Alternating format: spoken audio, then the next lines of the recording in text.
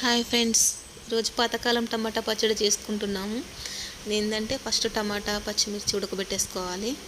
ఉడికిన తర్వాత అందులో వాటర్ మొత్తానికి వంచేసేసి కొంచెం ఎల్లిపాయలు వేసి బాగా దంచాలి. పచ్చి వేయాలి ఎల్లిపాయలు. తర్వాత కొంచెం జీలకర్ర వేసి దంచాలి.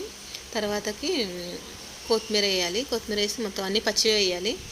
బాగా మెత్తగా దంచిన తర్వాత కొంచెం రాళ్ళు ఉప్పు వేసి బాగా మెత్తగా అయ్యేంత వరకు బుద్ది వంచిన వాటర్ మళ్ళీ దాంట్లోకి వేసేసేయాలి.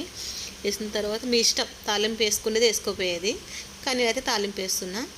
పచ్చడి మంచిగా తాలింపు వేసుకున్న తర్వాత నాకు ఈ పచ్చడి ఎట్లా అంటే మా ఫాస్ట్ గారు వాళ్ళ కూతురు చేస్తే నాకు తిని ఇష్టమై నేర్చుకున్నమాట. మా పిల్లలకి కానీ మా ఆయనకి కానీ చాలా ఇష్టం. మంచిగా లేకుంటే ఒంట్లో కానీ నీరసంగా ఉంటే పచ్చడి చేయ మమ్మీ కొంచెం బాగుంటుంది అని చెప్తారన్నమాట. ఈరోజు మా ఇంట్లో అందరికీ జ్వరాలు కాబట్టి మంచిగా టమాటా పచ్చడి అయితే నేను చేస్తున్నా. తెలంగాణలో టమాటా తొక్కు అంటారు, మన ఆంధ్రాలో అయితేనేమో టమాటా పచ్చడి అంటారు అన్నమాట. అయితే చేస్తున్నా. కొంచెం సైడ్కి అయితే ఎండు చేపలు కూడా ఫ్రై చేయాలనుకుంటున్నాను. చేస్తా.